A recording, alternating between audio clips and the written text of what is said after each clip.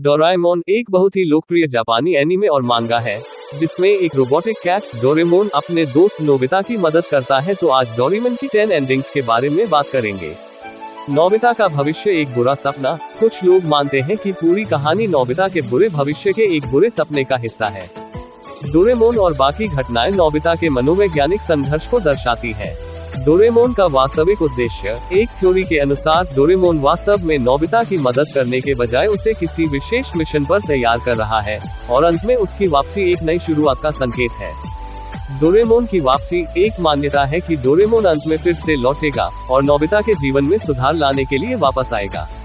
आध्यात्मिक यात्रा। कुछ का मानना है कि नोबिता का जीवन और डोरेमोन का अंत एक आध्यात्मिक यात्रा का हिस्सा है, जहां वह आत्मज्ञान प्राप्त करता है।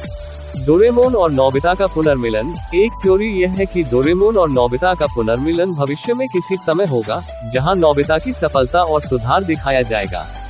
फ्यूचर का बदलता परिदृश्य। अंत में डोरेमोन और नोबिता की यात्रा का मतलब यह हो सकता है कि भविष्य का परिदृश्य बदल रहा है, और इससे नोबिता को जीवन की नई दिशा मिल रही है।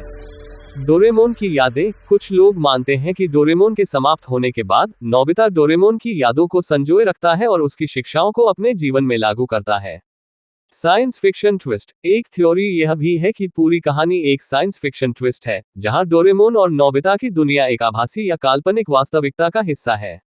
डोरेमोन का असली रूप। कुछ का मानना है कि डोरेमोन वास्तव में किसी उच्च प्राणी का रूप था, जो नोबिता के जीवन में सुधार के लिए भेजा गया था, और उसका अंत इस मिशन की समाप्ति का संकेत है। संदेश के साथ समाप्ति। अंत में कुछ लोग मानते हैं कि डोरेमोन का अंत एक सकारात्मक संदेश देने के लिए किया गया है, जैसे कि नोबिता ने अपने जीवन में सुधार किया है और अब वह आत्मनिर्भर हो गया है।